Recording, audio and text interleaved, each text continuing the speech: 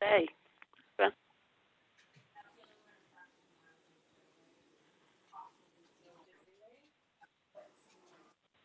All right, I'm showing at 6:30. I am as well.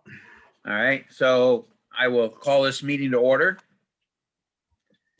And 1.2, Andy, if you can put a flag up. Yeah, We'll- let me just find it here. Hold on, sorry. Sometimes I'm real quick with this. All right, there it is.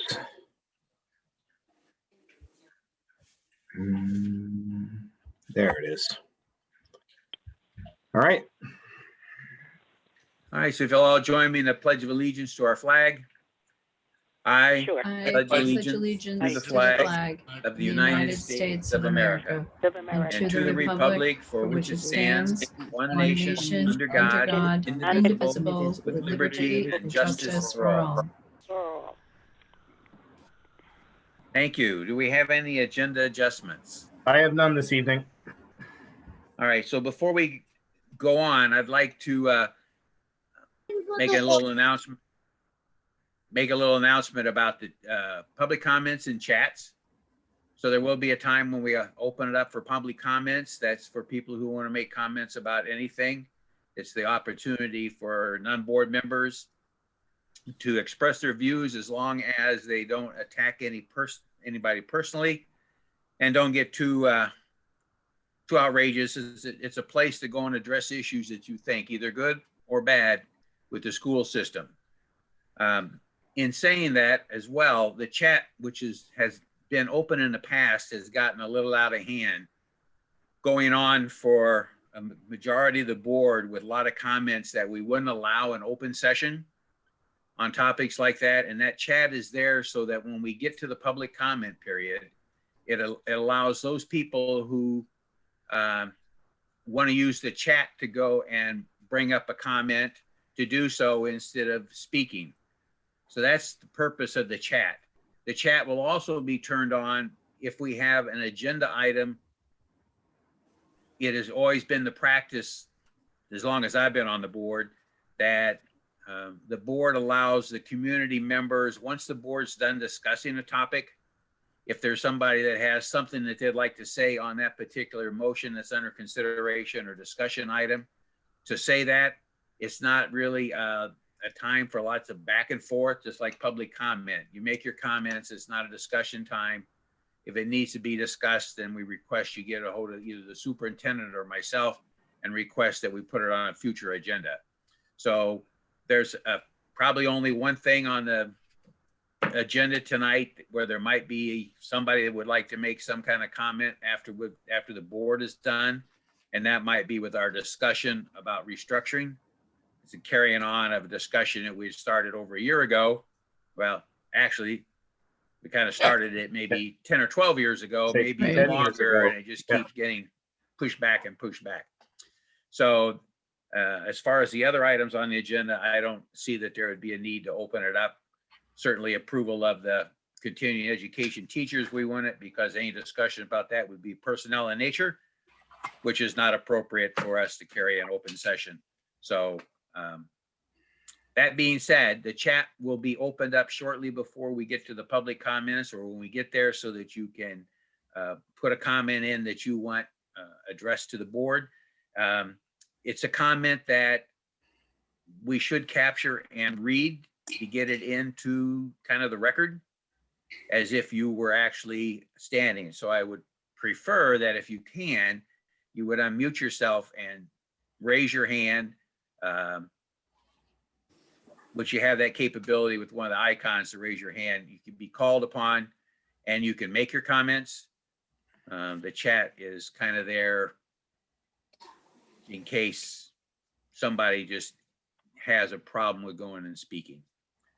So with that being, and too, Bob, if somebody wants to speak, they can also, when I turn the chat on, send me a direct message, send me a message that says they'd like to speak, and I can unmute them as well. So. Right. So the chat room is going to be restricted. So all comments are just going to go to the superintendent. Yeah. So they're not going to be posted out to everyone. That's in keeping with the purpose of the chat during this open public. It's open to the public meeting. It's not a public meeting. And so we'll try this tonight and see if we can have a little better order in our chat comments. That being said, we're going to move on to 2.1. Entertain a motion to approve the minutes of the January 13th, 2021 Board of Directors meeting. So moved. Second. Moved by Joan, Second by Robbie. Yeah. seconded by Robbie. Is there any discussion, any comments or questions, corrections? I didn't see any. Okay. Hearing none, we'll call for the vote. Bob, Yes? Jen, Yes. Robbie, Yes. Joan, Yes. Vicky, Yes. Stephanie, Yes. Andrea. Didn't see Andrea on tonight. Okay. Joe Yes. and Dory. Yes. Motion carries. All right, thank you. Petitions and communications. I have none this evening. I have none either. Except for the letter from Diane Whalen, Mrs. Whalen. That we'll cover that unfortunately later on. Yeah, I'll cover that momentarily. All right, so moving on to the superintendent's report. Sure. So couple of things. I got news. I mean, some nights I have good news, some nights I have bad news. Tonight I have news, and it kind of goes in both ways. So first of all, I think we need to keep eye out on some legislative bills. Kathy touched on this last time. There are just some interesting bills. There's 180-ish education bills. Some of them rest with the Education Committee. Some of them rest with Labor. I'm going to start sending information out about that. But I think, there is the right to strike bill is coming back, and there's a multitude of bills on vaccinations. And I think that's, for many different reasons. If you remember correctly, there was the major bill that went through last year. Testimony went till over 2:00 in the morning regarding mandatory vaccinations. There are a multitude of those bills that are still in committee. We haven't seen a lot of language on that. One bill that I was looking at today was about Section 529 plans. So those are the way that people can set money aside for college education. The state did away with a tax break on those a few years ago. There's a bill to bring that back. I would, as a parent of 4 children who are hopefully going to go on to some sort of post-secondary education someday, I would ask that you take a look at that bill in particular, because I think it's important. But there's a lot out there. So I will start sending information out about bills if you want to have conversation with legislators about them. Speak of vaccinations. So vaccinations are an interesting topic right at the moment. The state has the CDC has a phase 1A, 1B, 1C, and they keep kind of adjusting those. The state supply is down. I have been coordinating with Central Maine Health. They're our identified place to go for vaccinations, specifically for COVID-19 vaccinations. I did send out some emails to some staff who could potentially fall under 1A and forwarded their information on to Central Maine Health. But what I had a conversation with a gentleman from Central Maine Health, and his words were, we don't have many shots and we're not going to have many shots. And so, it's a waiting game right at the moment, but I keep as long as we're able to, and if I can keep sending information to staff, I will, but the information is few and far between. I typically get it after it's gone in the paper. Just on a note, Bob may touch on it later. I know Kathy's going to touch on it. The CPT team did meet. We talked about a lot of things. We looked at some COVID-19 data with regards to RSU 4. I think Kathy's going to share that later. There was an executive order that came out, an amendment to an executive order. So if you remember correctly, last year during the budget process, an executive Order 8A was issued, I can't remember when exactly, which allowed municipalities and school districts to not hold the district budget meeting. And so last year we had to allow for public comment on the budget. When we did that, we had a survey, we had a Google survey, and we sent it out with we also sent out a form with the budget book. Because of the mass gathering ordinances. Well, the governor today extended that, modified 8A, so that this year, with regards to our budget, it can go directly to referendum as long as we follow the same process. So that got issued today as well. I'll be sending that out.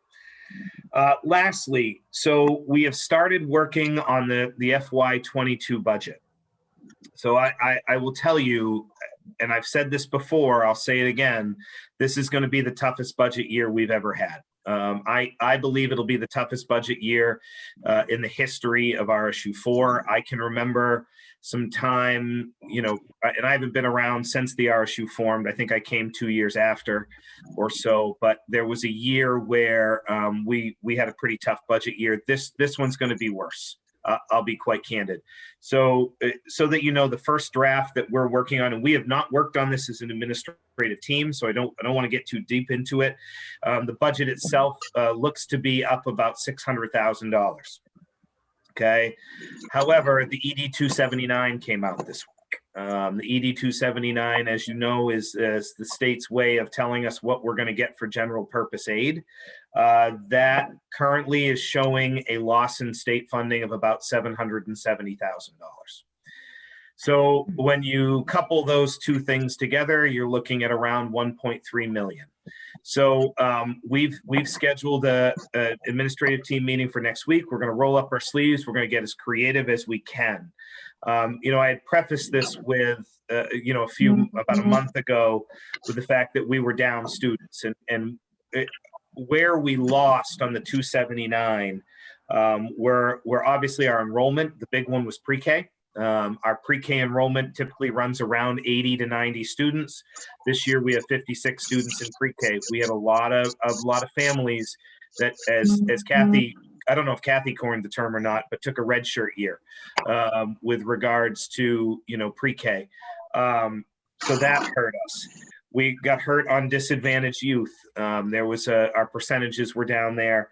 The other thing is, and I talked about this about a month ago, we're down about $500,000 in special ed funding because our special ed population is down about 33 students. So you put that all together, it was around between 750, 770,000. So we're going to roll up our sleeves. Kathy and I and Scott and Glenn kind of met some today. We're meeting as an administrative team next week. I promise you that I will bring you the best budget that I can. But we need to know going into this, this is not going to be easy. It's not going to be an easy year. So other than that, that concludes my report. Oh, I would like to touch on a couple of more things. We do have an appointment. Jen Campbell is an Ed Tech 3 at Betozier School. We have a resignation for an Ed Tech 3 at Oakland Middle School. But lastly, I'd like to touch on the retirement of one Mrs. Diane Whalen. So, I've known Mrs. Whalen for probably the past 9 or 10 years.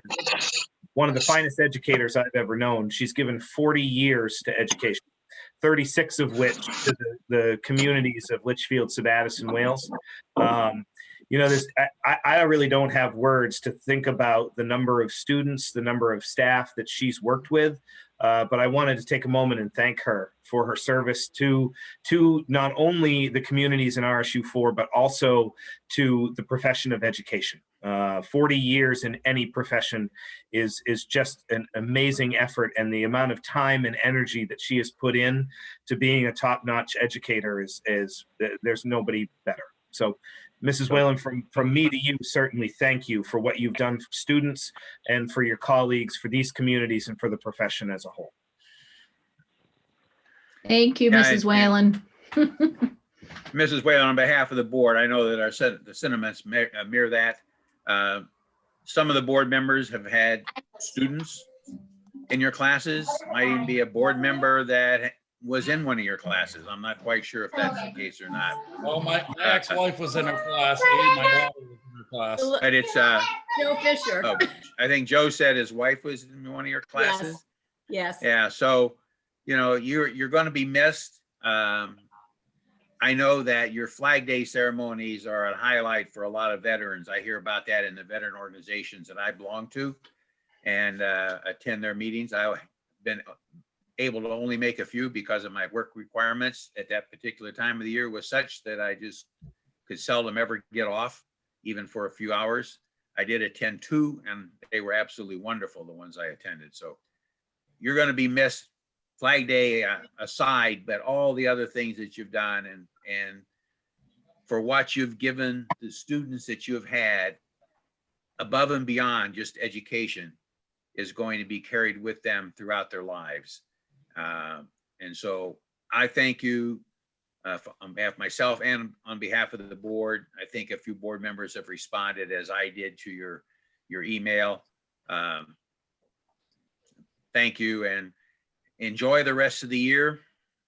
Thank you. And I know I the kids hope- will enjoy it. Yeah, I hope the programs that I started continue with the vets in this district. I do live in this district. You will see me. I will sub in the schools. Thank you so much. I appreciate everything you've done. And Andy, when you said your budget cuts were really, you haven't been down there, but I was in the beginning of my teaching career in this district when it was separated, but we lost all of the specials. We had no art, we had no music, we had no, it was bare bones. And so at that time we started an after school crafts program. And I'm sure that Robbie, you can attest to this. A lot of your children attended with Judy. Yes. And we did after school crafts with all the kids. And I have parents who send me pictures of their kids' crafts every time they take them out at Christmas time or in the fall. So when Some you of those- get creative, that's how we got creative. Yeah, some of those still hang on our Christmas tree every year, Mrs. Whalen. Oh, I'm sure they do.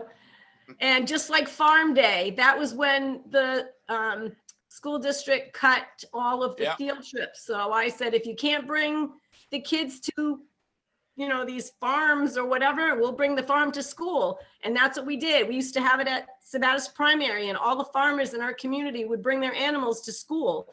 And it was a whole, it was a learning experience for all the kids, and kids who had their own animals got to show them off. So that was a good way to get the community involved at school. So programs that really got the community involved with schools. And that was one of my goals. So thank you so much. And Right. those, and I'll say those programs, Mrs. Whalen, help us get back the programs that we lost over the years. For sure. Yeah. All right. Thank you again. Best of luck to you. At this time, we'll move on to Kathy for the CAI report.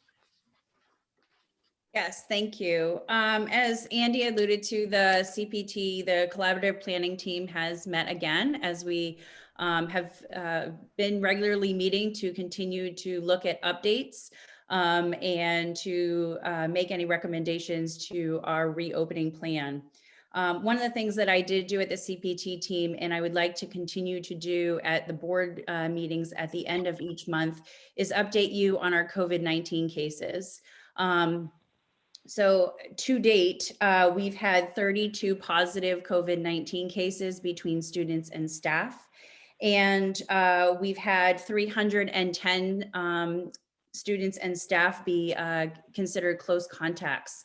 I will say, of those 342 cases I just mentioned, that none of them have been identified as transmission from student to student or student to staff or vice versa. So we actually don't have transmission happening in our schools. Most of the cases are happening in the communities or in other locations. And, we are lucky at this point. I hope I do not jinx myself that we have not had an outbreak in our district. Our approach in RSU4 is in the pandemic phrase of abundance of caution. We have been able to be very creative about our programming and our staff to make sure that our doors are staying open. That our students can still remain in school on their in-person cohort days.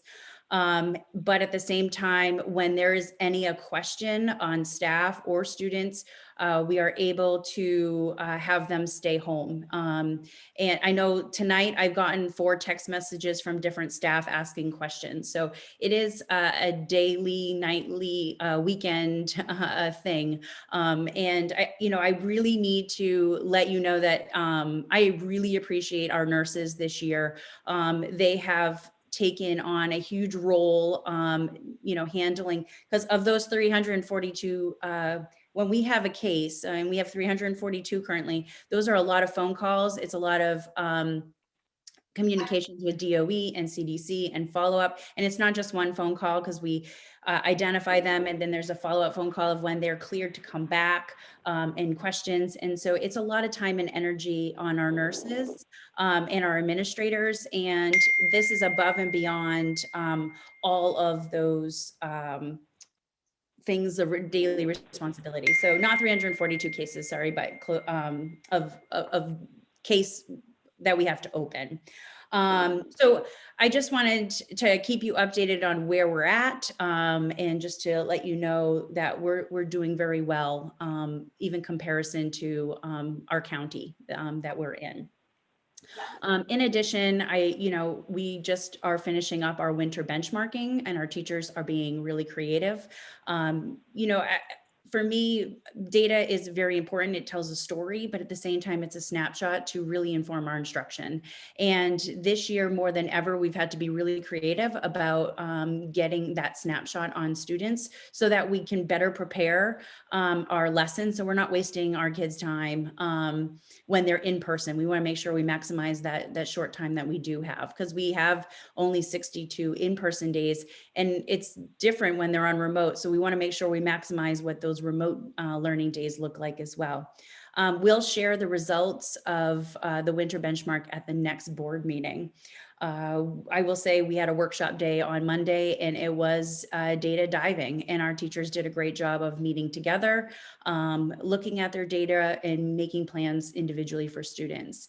I know I met with the Title I folks, and we were able to dismiss some students who've met their growth goals, and we were able to pick up some new students as well. So we're servicing as many kids as we can, and we're doing it very creatively. I know in the title world, we are meeting with kids on their remote days, so they're still getting synchronous instruction, K-5 for those kids that are identified in title. So they're getting still more in, reading instruction or math instruction, depending on what intervention they're getting. So we'll share more information about how we're being responsive to the data at the next board meeting. Any questions? All right, thank you. 4.3 financial report was in the packet. Yeah, it I was would in the ask- packet. Yeah, and I would ask that when it gets scanned in, that it's not sideways. I Yeah, have a hard time tilting my monitor from my PC sideways. Okay, we can certainly take a look at that. And if I look at it on my smartphone and turn it sideways, the phone knows it's sideways and it flips it as well, so it stays flips sideways. back. Yep.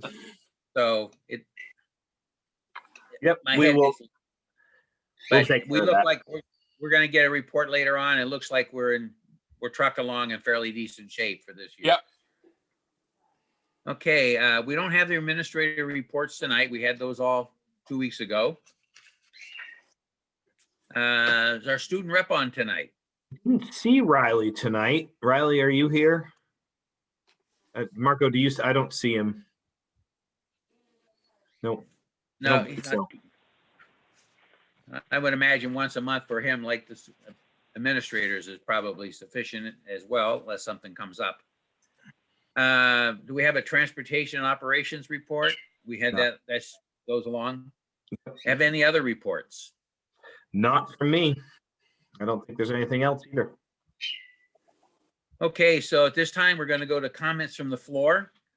So again, if you have a comment to make about something in our school system, this is the time to do it. This is not a time to talk about individual personalities or persons. It's not a time for discussion. It's just a time for community members to make comments that they feel they want to have addressed or to bring up. If you want to use a chat, you can send your chat to the superintendent, enter it, and he will read it so that we can get it out there. You can raise your hand and the superintendent can kind of basically call on you. If you are muted, unmute to speak, and then remute again, please, later, so we don't get a lot of feedback. So at this time, I'll open it up for public comments.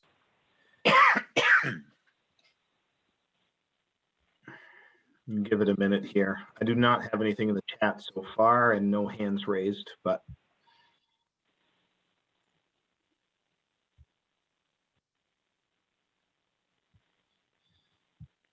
All right, nope, I've got nothing. okay. Then we'll move on. We have no old business. Okay,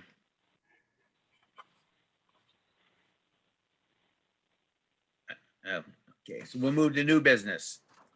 6.1, entertain a motion to approve continuing contract for the following teachers, and we have a list that was attached as part of the agenda. So moved. Second. And seconded by I got- Vicky. Was it Vicky? Okay. All right. Any discussion? All I have is to thank all the teachers that are on here, all the staff that's on this list. You're doing a good job. Please keep it up. And know the board appreciates the efforts that you're putting forward. And hope you have a great year next year. So at this time, we'll call for the vote. Bob, Yes. Jen, Jen? Yes. Robbie, Yes. Joan, Yes. Vicky, Yes. Stephanie, Yes. Andrea's not here, Joe, Yes. and Dory. Yes. Motion carries. Thank you. Staff recognition, 6.2. Yep. So I have invited Brienne Napolitano here. Brienne's one of our teachers at Sabattis Primary. I received an email, and Ben, you're on, correct? I believe he is. I'm right here. Yep. Okay, good. So Ben and I received an email from a parent. Was that 2 weeks ago, week and a half ago? Yep. Somewhere along there. And I just wanted to take a moment and recognize Mrs. Napolitano, because basically the email let me know that during lunch, we had a student who was choking on something. And without even thinking about it, Mrs. Napolitano ran to her aid, performed the Heimlich maneuver, and you know, basically saved this kid. And you know, it's those kind of things, you know, these things happen in our buildings. I want to make sure you all know about them. So I wanted to take a moment and thank Brienne for I mean, really answering the call of duty. That, you know, duty called and she came without even thinking about it. So, you know, I don't know, Ben, do you want to add anything? You know, it's you know, it's not a mundane thing to hear. I mean, we all know that people give the Heimlich every now and then in the real world, but to hear Brienne describe how this all took place is really kind of phenomenal. I love her line of, I had to squeeze the poor thing 3 times before the strawberry came out of her mouth. I just envision Brienne grabbing a hold of the stuffed animal and giving her a big hug. You know, Brienne is now the SPS Wonder Woman. I think there's a tiara somewhere in her classroom now with that evidence. And Brienne, you did. It's a Wonder Woman crown. Oh, The Wonder. there you Yeah. go. There you are, Brienne. There you are. Well, I just know, you know, it's things like that you don't always hear about. I call it the Unsung Hero Award. So, Brian, typically, I've done a couple of these in the past. Normally, I'd be presenting you with a plaque. So I will be doing that at a later date because we're not in person. But it just thank you for taking care of our kids, and thank you for being so quick to rush to a student's aid, because you know sometimes process time takes over and it's just hard. So it's pretty amazing. So I wanted the board to know and wanted to recognize you in public. So thank you. Thank you. It was really scary. Thank you. Well done. Well done. Thank you very much. Great. Now you can get the strawberry award. As long as she doesn't get the strawberry. All right. We'll move on to 6.3, the first reading of policies. Entertain a motion to approve for first reading policy IGA. Or do we want to take them all and then just open them all up for comments? Well, so I never know how you, sometimes I put them all individually and you move to take them all together, Bob. So I put them all together this time. It's totally up to you, however you want to do Okay. it. So then we'll open it up for discussion and approval of the 2, 4, 6, 8 policies for first reading as listed in the agenda. So moved. Second, Moved and seconded. Now, discussion. Are you going to go through yours, Bob, or you want me to go through them? I'll go through them. I pulled them up here. Okay. I got to try and split my screen here. So if I can do that, open it up. All right, so policy IGA, this first one that's on here. I don't know what the purpose, it says what purpose does that be based on research serve? So there is, I don't have the policies printed out with me because I thought they were going to pop up maybe, but there's something in there that this is curriculum development adoption, and it, somewhere it says based upon research. Mm-hmm. It does. So basically, oh, go ahead. Sorry. Yeah. So, and it's what are we applying when we say that we expect curriculum to be based upon research? I guess everything that we do has been put out there, and I think it was just in the context of the way it was worded and where it was worded at that brought it to my attention to ask the question. Well, and so, when we look at basically the way this reads is the board of directors expects curriculum to, and it's a bulleted list of items. And one of them is be based on research. And so, Kathy and I were talking about this today, when we buy curriculum materials, we're not just, we operate under the assumption that you want us buying things that are solidly based in research. When we're looking at a Lucy Calkins or we're looking at a investigations or an open up math, that the board wants us to be purchasing things and using things that have research behind them. I liken it to, I don't know, my wife is a nurse. When we use research they change over their syringe capsules or things like that. So I think that's the intent behind this. Certainly it's open for discussion, but that's the intent. Okay, so it's the research of the curriculum we're going to use, not the curriculum development or the tools that we buy to help us develop the curriculum. Yeah, I just the white papers that there's research on the effectiveness of those programs. So we review the white papers that demonstrate that research before we would implement something. Okay. Yep. All right. Anybody else have any comments on IGA? nope. So policy IHBB. And here again, without the being up there, it's the first sentence of the third paragraph. And it says, my question is, do we implement or provide? Because it says, I think it says something about we implement, provide. And it's like there's either something missing or one of those words should go away because we're going to either implement it or we're going to provide it. We actually provide. we actually do both. So you want to go, Kathy? Or you want me to go on this one? I can go. So go in our GT program, we're servicing K through 12, and there are times where we are actually implementing a gifted and talented program where we're actually implementing some differentiated instruction and things. And there's also times we're actually providing consultation or providing services to other programs.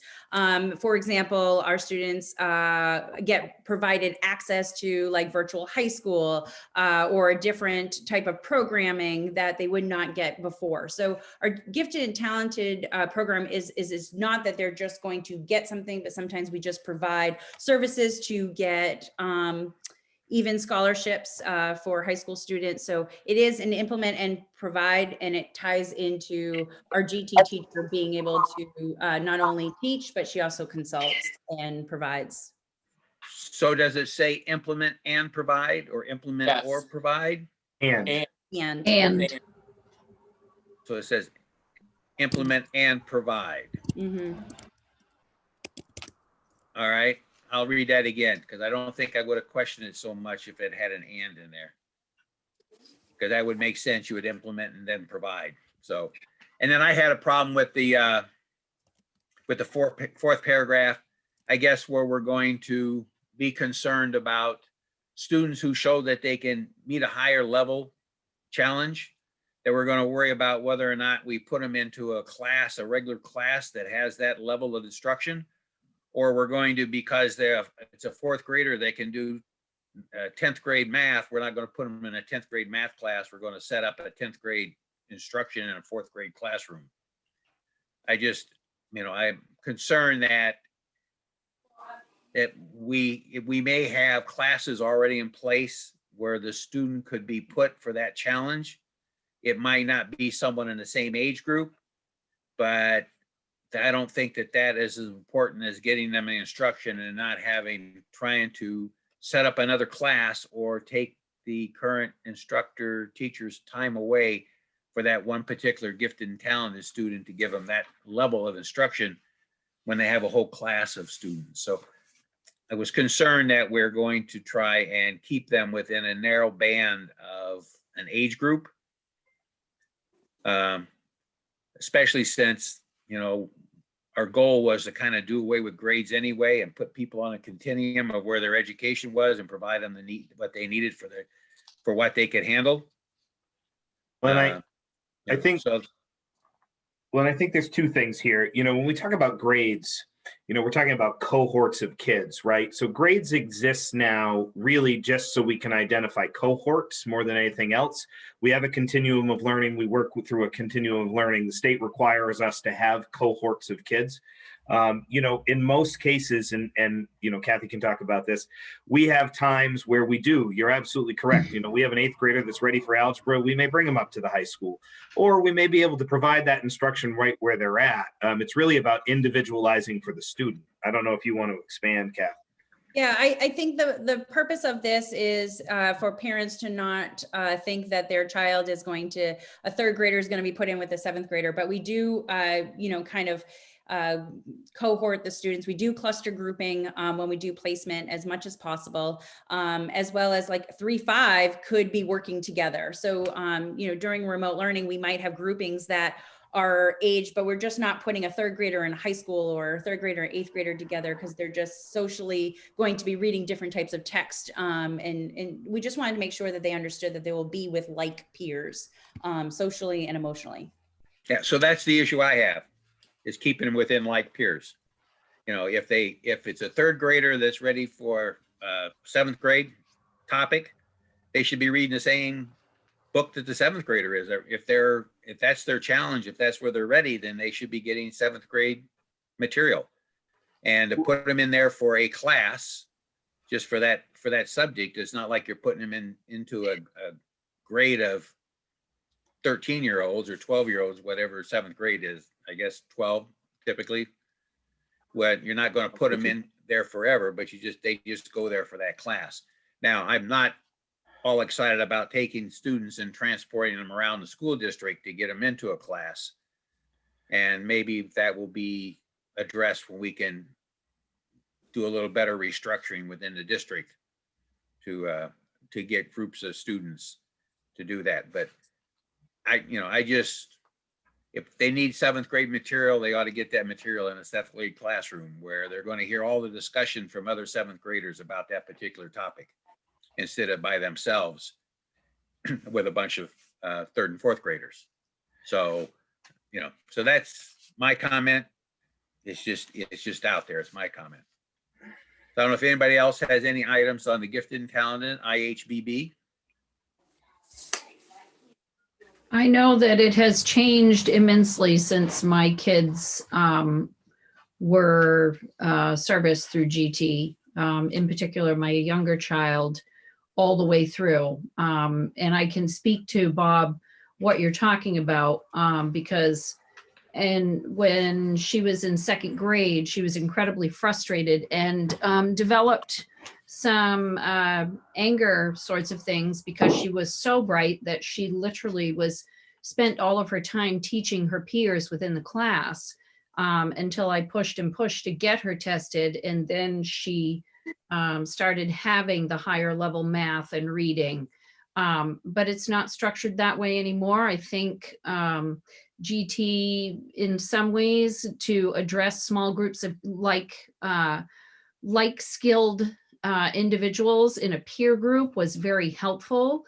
And I think the GT instructor now and coordinator of all the kids, there are times when they can take some kids and kind of move them, like Kathy said, into cohorts that are more developmentally appropriate, but still have students that are in the same level that they are at.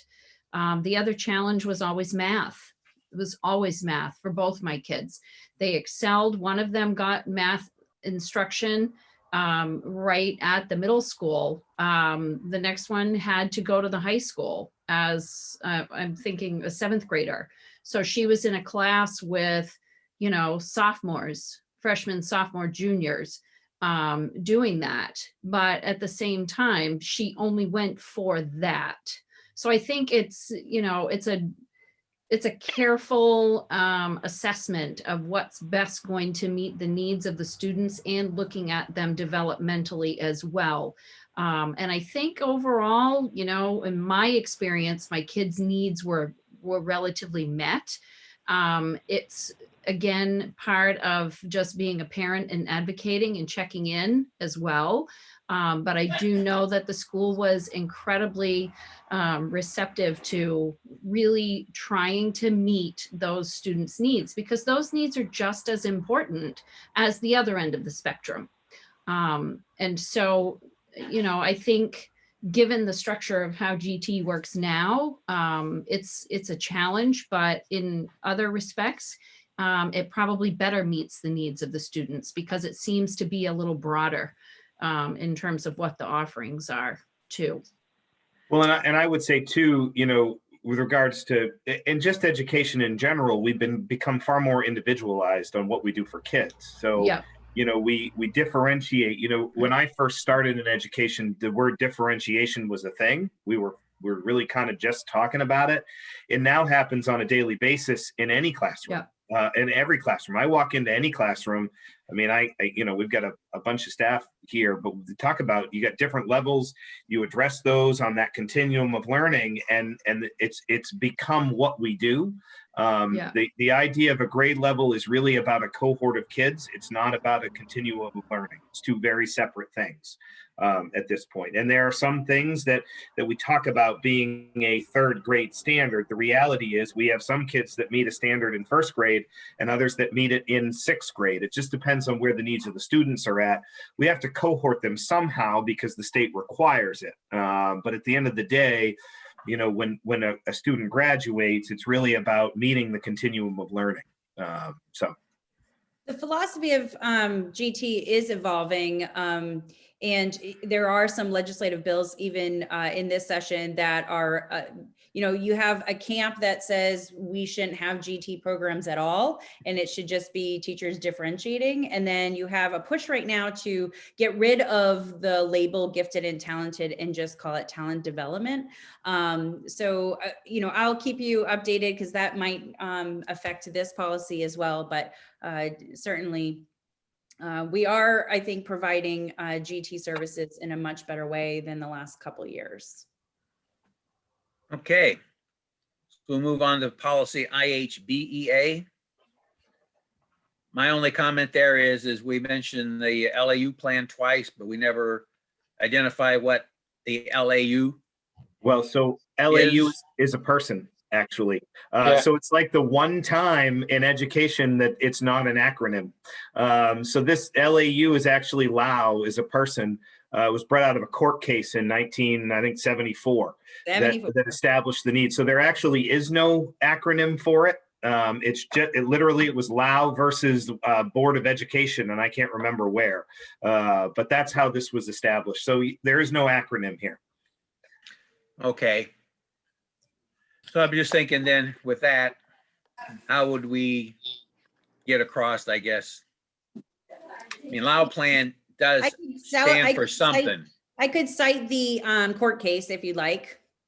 Yeah, because when you say Lao plan, you're referencing something to come up with a plan, because the court case wasn't planned probably. It was just Lao versus so-and-so, and they come up with Well, a solution. the court case actually established the need for the plan.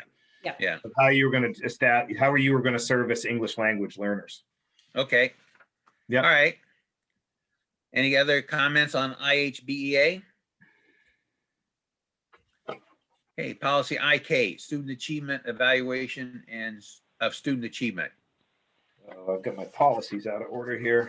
Andy, Yes, did we get the LAU plan with the policy? No, that's coming next, I think. Was it not in here? The LAU plan was not with this? No, I didn't see it. No, I Okay, didn't get it. so it'll come Oh, I next time. didn't. Yeah, we reviewed it. That's my fault. So, So, yeah, so Yep.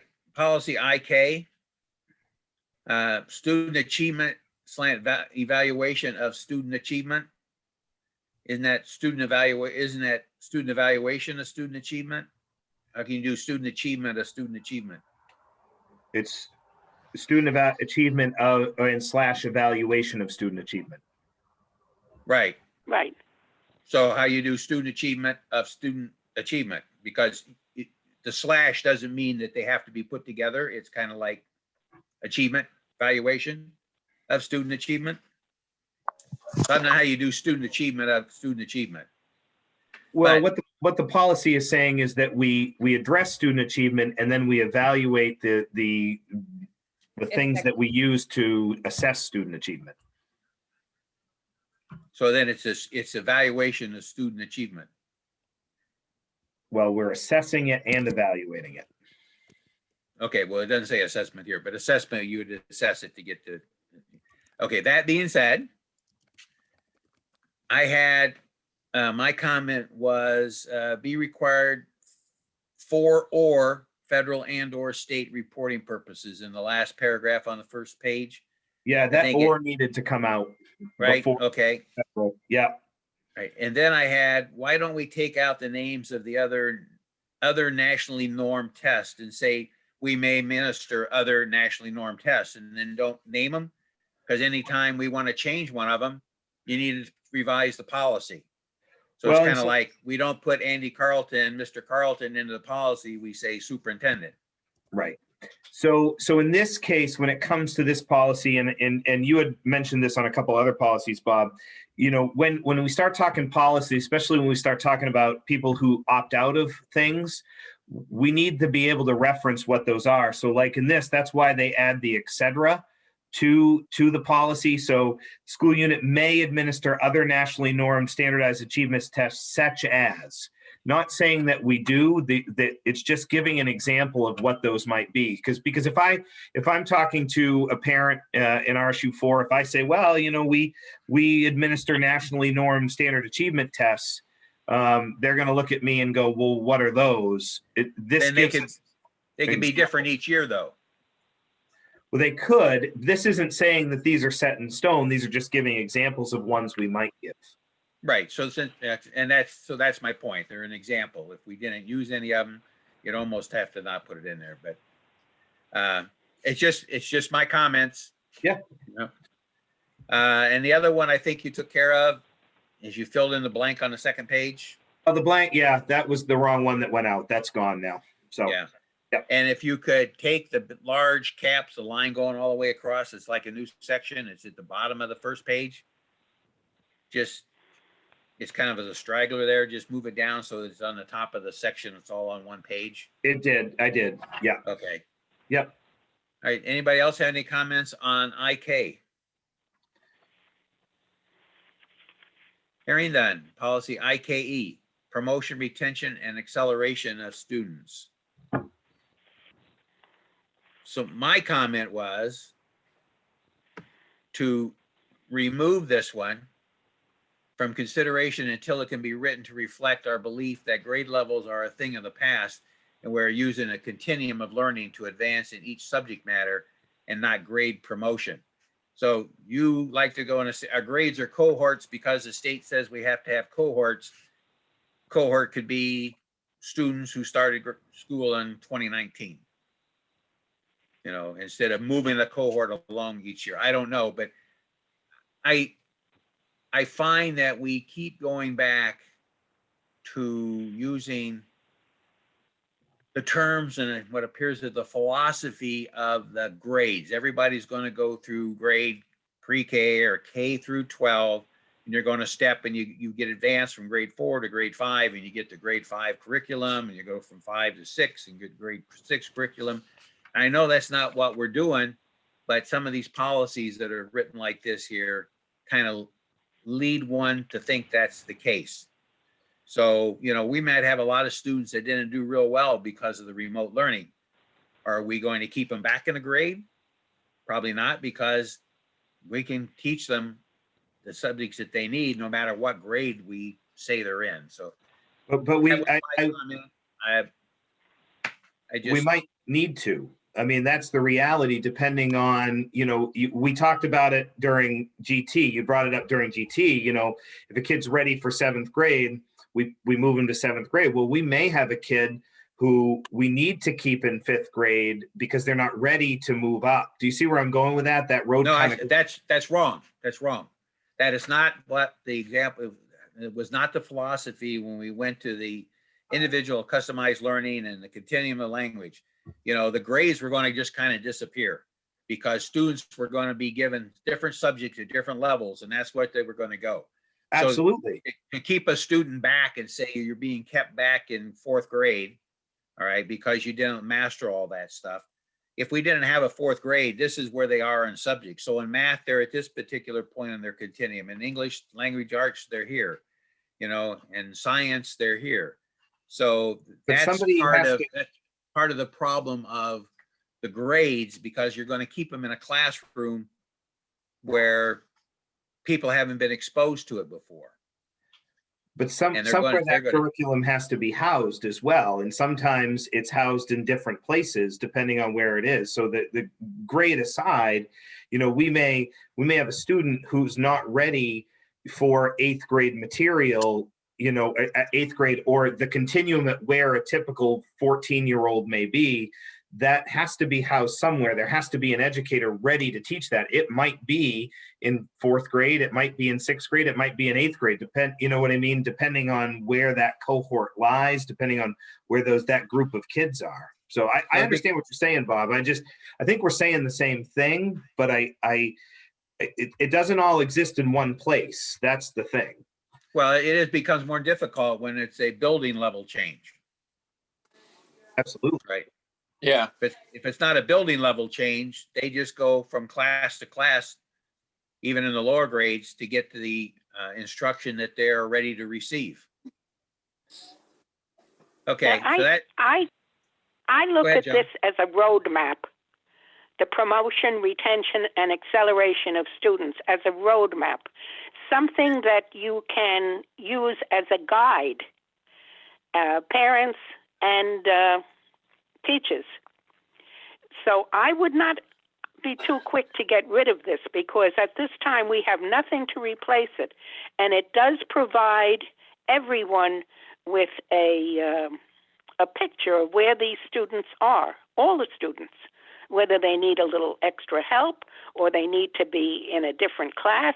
It gives them a reference point. So I would leave this alone. Okay, I'm just giving my comments and going looking through them. Robbie? Yeah, I would think, Bob, that like Joan said, this is more or less a guide, but I would think we would not want to retain anybody in a classroom for a whole year if they only needed to do math, or if they only needed English, but they were all right in math. You know what I mean? You wouldn't want a student to repeat a whole 4th grade and sit there and get fourth grade math and fourth grade English if they had already passed it, but needed help in science and social studies. Right. So, and I so agree. I think, Exactly. right. So I think it would be more of a, I know we need a placeholder, and I think that's what this is, just a placeholder.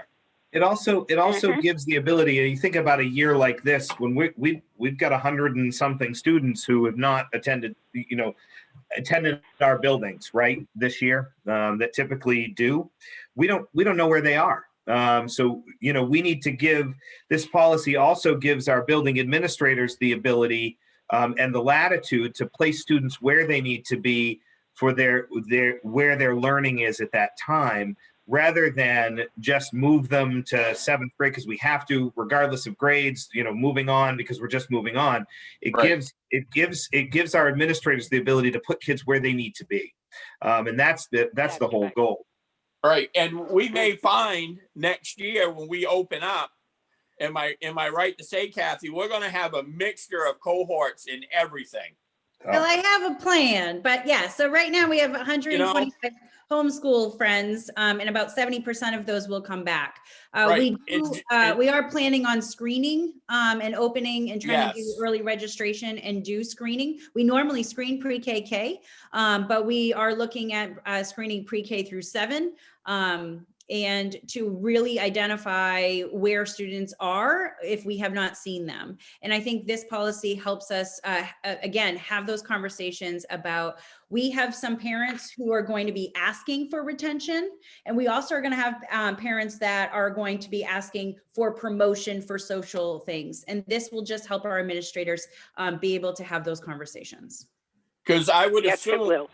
using 4th and 5th grade as a model, you're going to have some 4th graders that are going to be advanced enough to move to 5th grade math, and some 5th graders that aren't ready to move to 6th grade math. Right. So we're going to be mixing that cohort up quite a bit this next year. Jen, you had your hand? Yep. Yeah, I can say from experience in being a school counselor, and when you have new students that come in, moving into the district, and you need to try to figure out where to place them. The district that I was in beforehand tried to move away from having said grades and having it be just a place marker where you could say, okay, we're going to put you here because collectively this is what you need, but we're going to try to meet the needs that might be outliers outside of that. It was incredibly frustrating to try to explain that to students who are not familiar with that and to their families. I think it's important to have, as Joan said, this roadmap for your communities, for your kids, for your families, if they are coming into a situation that they have a place to start. And that they have something to just give it form so that they can move forward. Because otherwise, in trying to explain that, yes, well, you're going to be working on this number of standards, but by the way, these standards follow you through and are scaffolded into what you are learning all the way up through on the continuum of your education, they still are going to go, okay, so where's my kid at? So I think it's important to keep it in here as like a roadmap, a jumping off point to say, okay, this is where we're going. We know where you're headed. Okay, and that's fine. So they were, it was my thoughts, my philosophy. I look at it differently, but it's That's why you're not on the policy committee this year. So, so we'll move on unless somebody else has some comments about the IK, or this wasn't. It was IKE. IKE, yeah. All right. No other comments? Then policy ILA. So again, I just think about removing the names of the assessments so that we just put down, make it large scale assessments. When used, will include those mandated by the state and then carry it on. And Yeah, we talked about that. Actually, Kathy and I talked about that. In that paragraph, we can leave them or not. NECAP needed to come out anyway, but MCAS, the main comprehensive assessment system is the state assessment. So in that paragraph, basically it's just saying we are going to administer these things. I think it's good to have an example, but it's not necessary per se in this paragraph. Yeah, and I said the same thing about the 5th paragraph. Yeah. The 5th paragraph, from grade level to instructional level. Again, going with my philosophy of trying to move to where students are by capability and not by a grade designator that has all the images of what a grade designator means. Well, an instructional level would actually fit there nicely. I mean, we're talking in this as far as local assessment, student assessment and local assessment. Instructional level makes good sense there. So I have no issue with changing that from grade level to instructional level. That's totally fine. I don't know how anybody else feels, but. No, it's no big deal. That's why you're on the if you policy wanna committee. change it. You bet your sweet Bippy. Oh, I love it. Any other comments? Okay, policy IHBGA, homeschooling participation in school programs. I had a question about what does quote resident credit requirements mean in subparagraph E of section X. Those are the credit requirements set forth by the RSU 4 School Board of Directors. Mhm. So the word resident instead of just credit requirements or Yeah. RSU 4 credit It could requirements. say local. It could say local. Local would be. It kind of ties to IKF, but. Yeah. Okay, local, yeah, then that would make sense. I just didn't understand resident. Like, do we have non-resident credit requirements versus resident? No, resident implies local there, but we can change that to local. That makes it cleaner. Okay, any other comments? Any other board members? Yeah, I got one, Bob. Okay, Yeah, down in section B, permitted participation, about the middle of the paragraph, it says that the class is deemed to be age and grade appropriate. Wouldn't we be better off to say skilled appropriate? I have no issue with that. I certainly have none with it. Kathy, any thoughts on that? Nope. No. That's really great. I mean, I would hope if we're bringing in a homeschooler and they want to take an advanced math class, that we wouldn't consider age and grade. We would consider skill. What about wouldn't that be a good place to put instructional level? Yeah, sure. Yeah, I'd Yes, be good yes. with that. Yeah.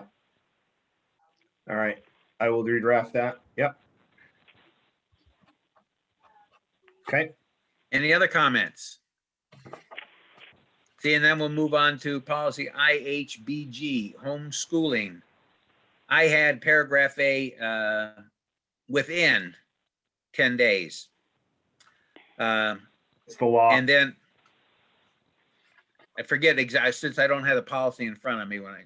Yeah, right but the 10-day is written right in the law. That's part of the law. They're supposed to let us know within 10 days. So within 10 days, that's a pretty short time frame. 10 calendar days. Yeah, it is. It doesn't always happen that way, but that's the way the law is written. Okay.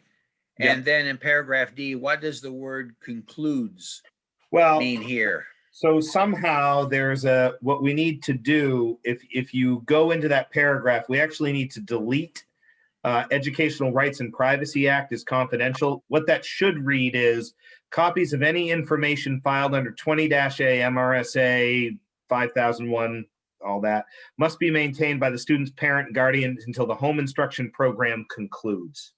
So basically it's saying they've got to maintain their own records until they're done providing homeschool. So there was some extra stuff in there that needed to be removed. So Okay. yeah. Anybody else have any comments? Seeing none. So we'll vote on accepting these for first reading with the acceptance of those which changes which were agreed upon. Yep. So there's only a few of those. Yep. Okay. Okay, there's no so other- moved. So if no other comments, then I'll call for the vote. Bob, Yes. Jen, Yes. Bobby, Yes. Joan, Yes. Vicky, Yes. Stephanie, Yes. Andrew's not here, Joe, Yes. and Dory. Dory, Thumbs Yes. up. thumbs up. Yep. And I hope you know, when I read names to do the roll call vote, I just have this nice sheet that I read down every single time. So it's not like I'm reading anybody first or last on purpose. I was thinking about that as I was reading. It's just a sheet that I created for voting purposes. So. That's Okay. fine. We're not paranoid. So 6.4, presentation and possible board action on phase 1 of restructuring RSU 4. All right, so I'm actually I made Kathy a co-host of the meeting, so I gave her a lot of power. But I'm gonna have her take this away. So we've been talking about restructuring RSU 4 now for the last few years. Robbie will fill everybody in probably with what we talked about at finance and facilities, but this is really about phase 1, and this isn't restructuring, this is reorganization, which would be the step before total restructure. And a lot of work's gone into this, so I'll let Kathy take it away. Yeah, so we're really looking at a phase 1. For those who are on the video or on the call now, so RSU 4 is looking at the architect to build an addition to Oak Hill Middle School. So this is like the big bird's eye view of our restructure plan. In doing this, we're looking at starting the process of closing both Libby Tozier and Sabattis Primary. And that's our big picture. And so that's down the road. But what today I'm really looking at talking about is a phase before that. So what our long-term goal, remember, is that Carrie Ricker would be pre-K2. Can you see all of that? Yes? Yep. Pre-K2, about approximately 400 students. And then Carrie Ricker, students would move to Oak Hill Middle School, if we continue to name that or what have you, to be grades 3 through 8 with approximately 600 students. And then Oak Hill High School, grades 9 through 12, approximately 400 students. You need to know through all of this reorganization and restructure, the high school would have no changes to the current model that they're in. So we're not looking to do anything with the high school. We're really talking today about reorganizing and restructuring our pre-K-8.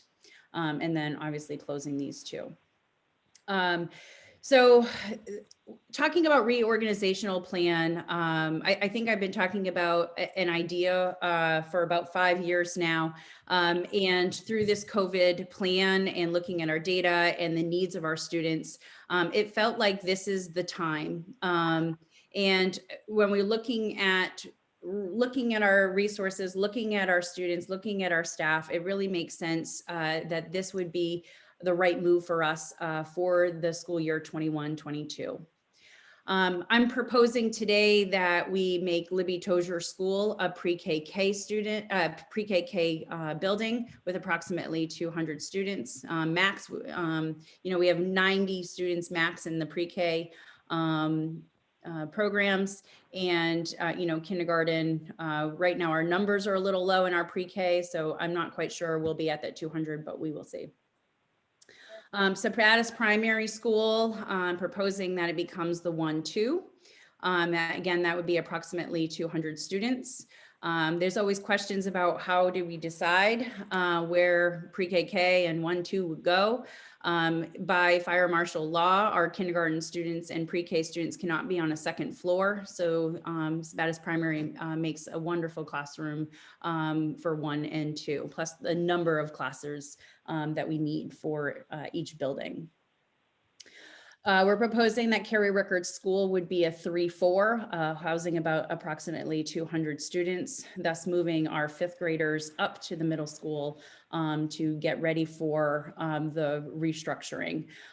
This allows the middle school to kind of have 2 teams, a 5th and 6th grade team and a 7th and 8th grade team.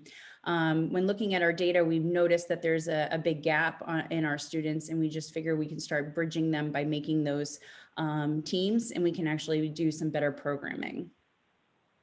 Again, our 9 through 12 through this reorganization, as well as our restructure, would have no changes and no effects.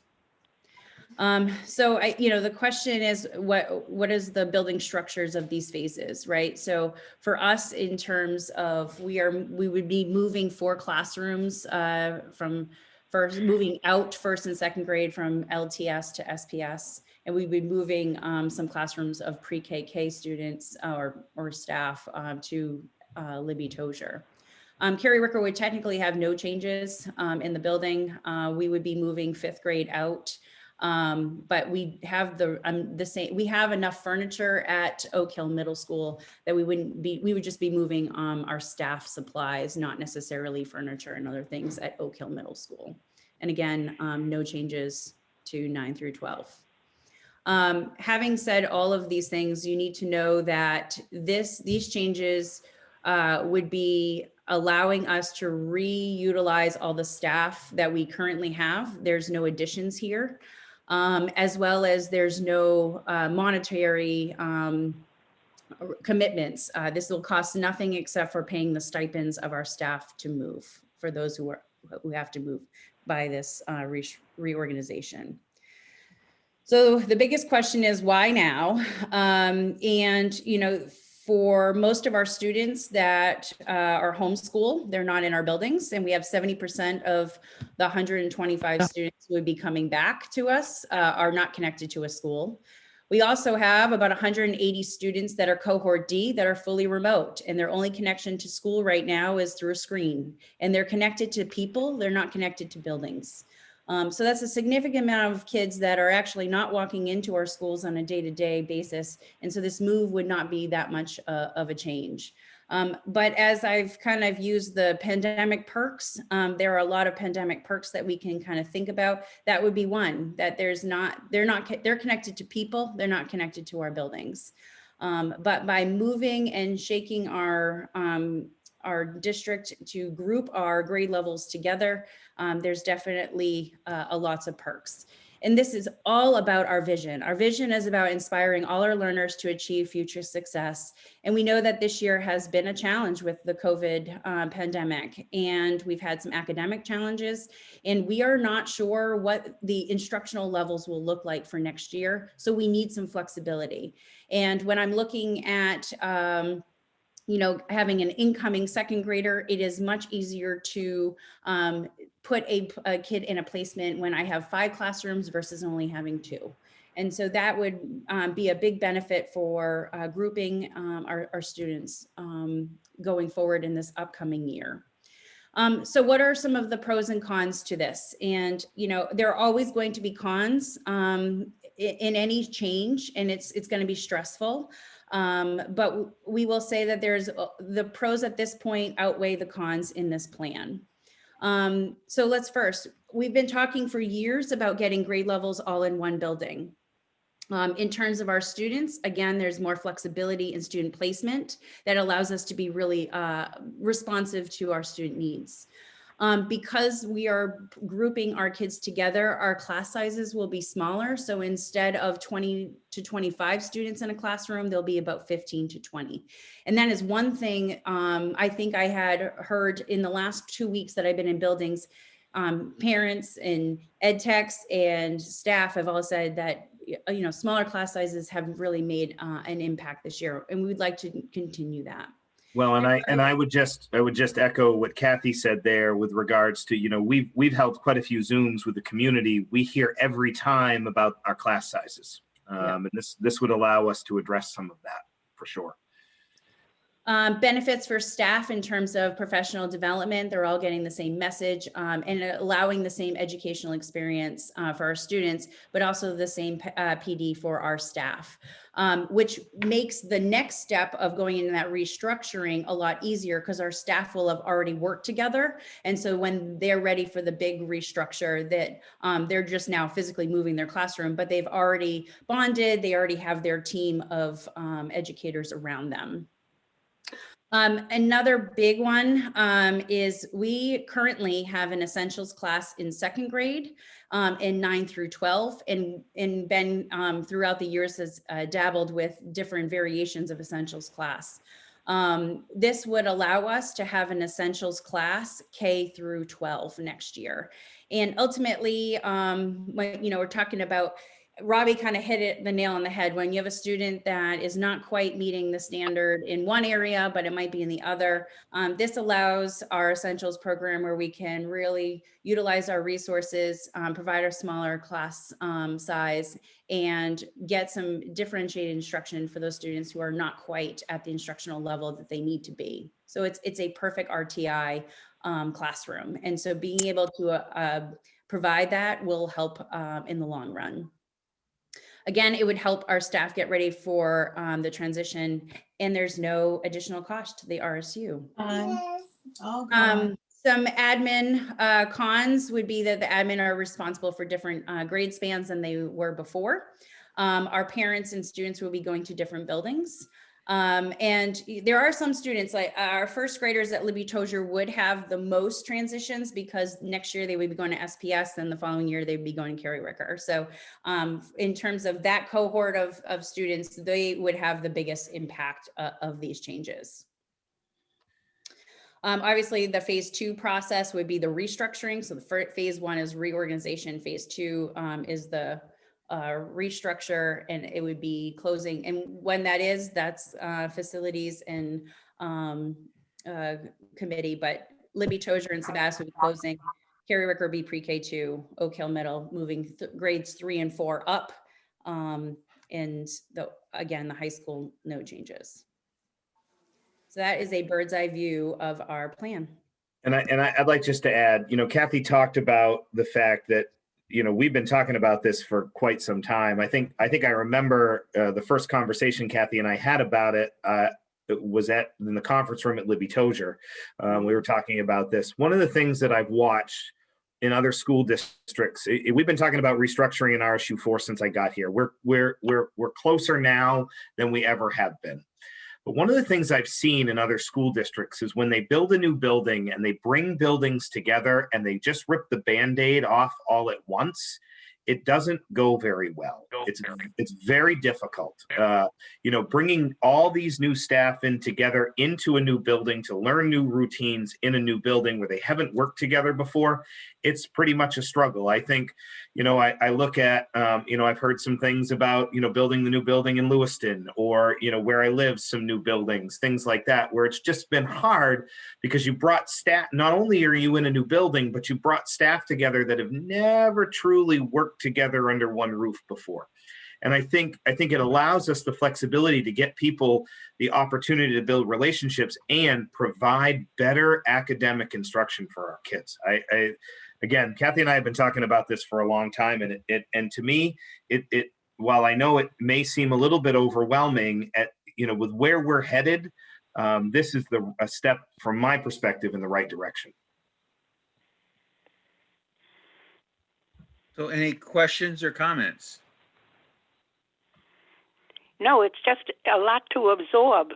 It is. You made it sound almost simple, Kathy, the way you explained it.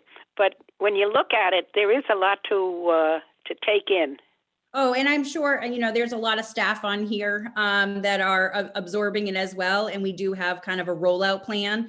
Andy and I have a plan of doing our traveling road Zoom next Wednesday with all our staff, and as well as doing a community, depending on how you all vote today or give us directive, have a parent Zoom, a community chat as well to kind of start that process. we also want to give our staff some, voice and choice about some ownership about what grade level they'd like to work with, and kind of have a first, second, and third choice. And so we'll talk about that.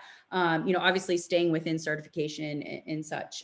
So we do have a timeline and a rollout plan, but we definitely want for our students to have the most educational opportunities and experience that they can. And I met with Nancy and we looked at our special ed numbers, and by reorganizing our district, we're going to fill some of the holes that we haven't been able to fill. The caseloads are a little bit more manageable, and our resources are better for our students. And so we looked at it at a bird's eye view down to kids. We were putting kids' names on things. And so, we don't take this lightly. This isn't something that we just came up with. We've been working on this for a while. But we definitely want our staff to know that they'll leave the, by the end of March, be able to know where they'll be teaching and start building those relationships this year together.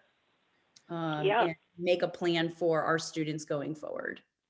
Hey, Dory, you have your hand up. Actually, it seems pretty logical and well thought out, especially when it comes to the pre-K, when they cannot be on the second floor. Libby Tozier is a good building for that at this point. Well, and Dory, when you talk about pre-K and K, one of the things we know is that we typically run around between 80 and 90 students in pre-K. We only had 56 in pre-K this year. So we're I'm anticipating potentially 25, 30 students coming to us as kindergartners who really have never had a pre-K experience. And so we're coming to kindergarten without a pre-K experience. And so being able to create those continuums, having an early kindergarten versus trying to mix and match between buildings, having all our staff together in those two identified cohort grade levels to be able to meet the needs of our diverse instructional levels. So. That's quite a challenge. And it is a step along the plan, and that we've talked about for a long time, that the RSU kind of put together when we started having the middle school. We brought our students together so we could get them into the same building so that they would get the same educational experience and opportunities, and that they could, if they didn't fit in with this classroom for some reason, they might fit into another one in the same place. So this is a good first step. I guess I don't have any concerns other than hopefully we don't delay the need to continue with to get the restructuring done to where we add on a building, so that these two that were going to cost us hundreds of thousands or millions of dollars with to go and get up to code pretty soon and get fixed up, that we'll be able to close those.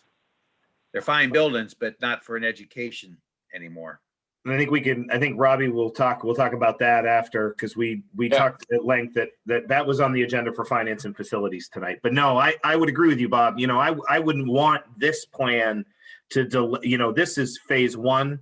I definitely would not want that to push further out the need to get out of those two buildings. But it's just a first step in that direction.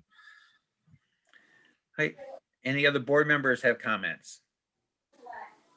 Kathy had shared with me this plan because I missed the last meeting, but I just echoed sentiment that because of the perfect storm of COVID and how education has been since March, this is truly the perfect time to start this and have it start next fall, because you have so many students coming in that are going to be in so many different places that it just makes sense to have the staff be able to support each other all together in each of the cohort and grade levels, and to best be able to support the wide range that kids are going to be in for each one of those. It's the right thing to do. Any other board member comments before I open it up in case there's any community members or non-board members that would like to make a comment or ask a question about this subject? I do have the direct chat to me open now, Bob. So if somebody wanted to speak, they could let me know. Yeah, or raise your hand, and in the little raise your hand thing, we can call on you. I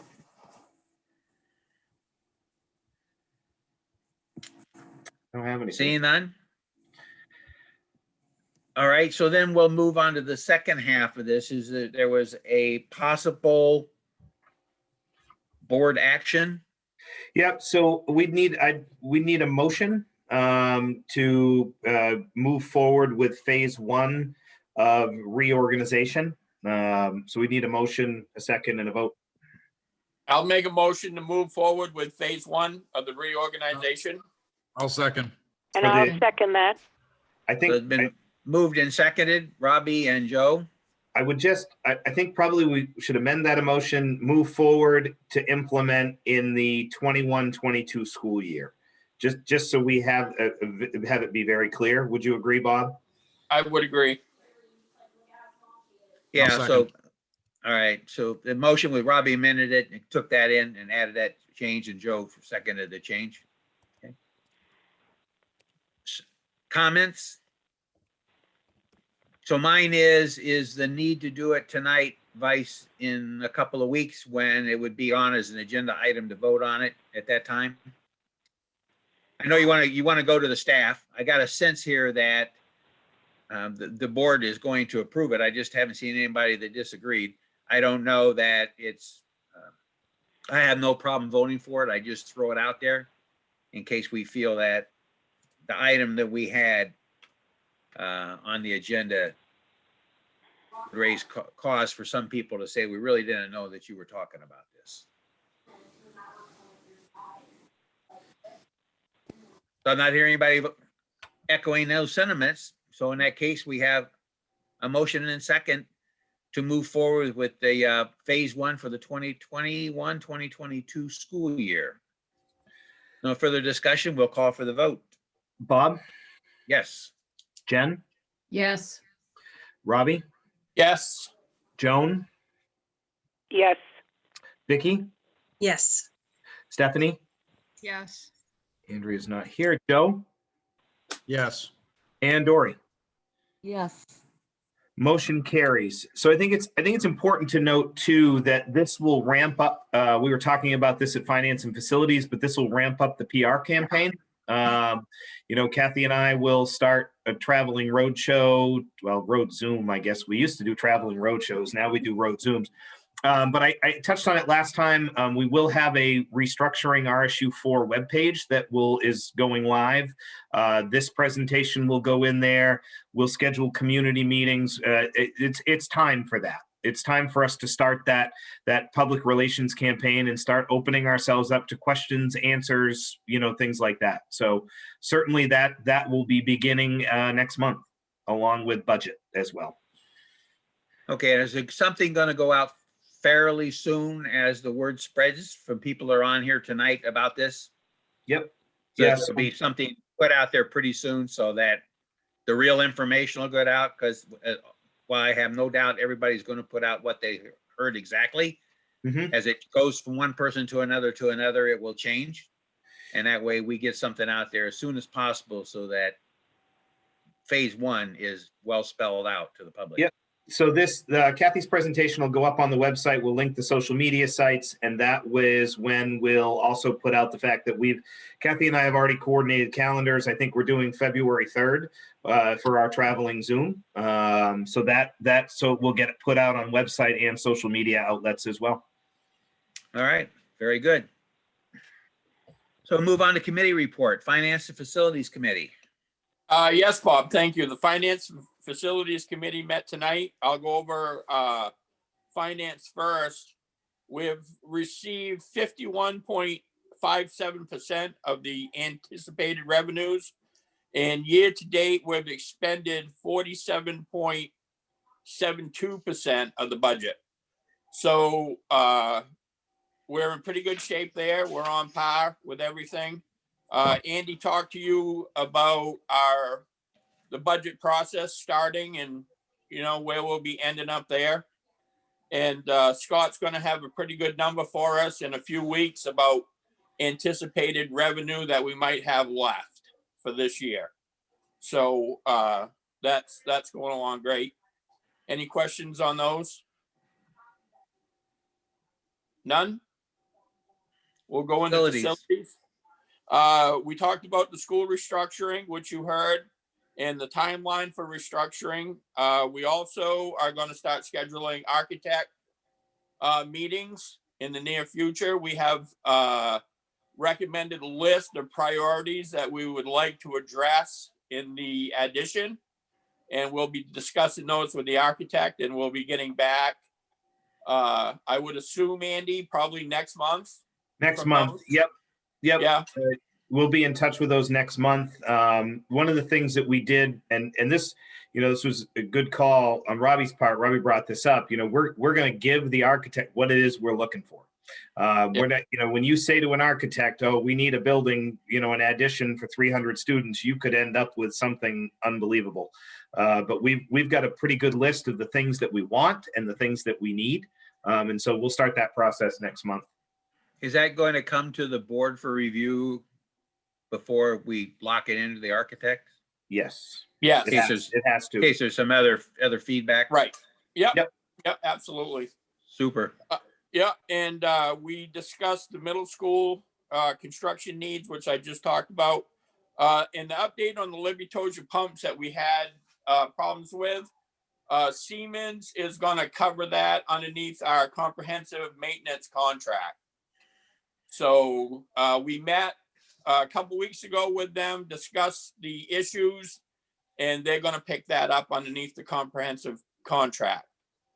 So it's not going to cost us anymore. I think it's important to note too that was potentially a $30,000 price tag to fix those pumps. And we've got a long-standing relationships with the Siemens Corporation, and they we had a good meeting talking about that relationship, the work that we've done together, and Siemens really stepped up to the plate and are going to help us out, which is nice. And the last issue, and the last issue we talked about was the fuel. We locked in the fuel for 10 cents a gallon less than what we have now. And Scott and Glenn locked that in last week. So should be all set. Any questions? All right, seeing none. Personnel Policy Committee. Well, Jennifer Waterman has been doing interviews for the personnel. And as you see, tonight we had eight policies, and we went over everything, and there were corrections. So they'll be up for the second reading probably in 2 weeks. So the policy committee has been busy. And we'll be moving on to another section of the policy book very shortly. So yes, we will. Thank you. Any questions? CAI Technology Committee. We did not meet this time, and Kathy just presented everything that was presented to us in the previous meeting. All right, thank you.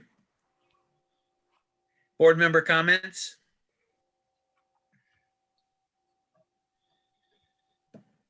I wanted to mention we probably should have recognized our student that we saw the emails on with the recognition. Kylie Hyde. Let's invite her to the next meeting. Marco, are you all set with that? Can we invite her to the next meeting? Absolutely, we can do that. Oh yeah. All right, let's do that. Okay, so that's quite an achievement. Any other comments? Yes, it is. All right, hearing none, we have no executive sessions. And so without objection, I'll declare this meeting adjourned as of 8:03. Thank you all. Thank you. Stay safe. Good night, everyone, and night, stay everyone. well. Everybody stay safe. Yes, good night.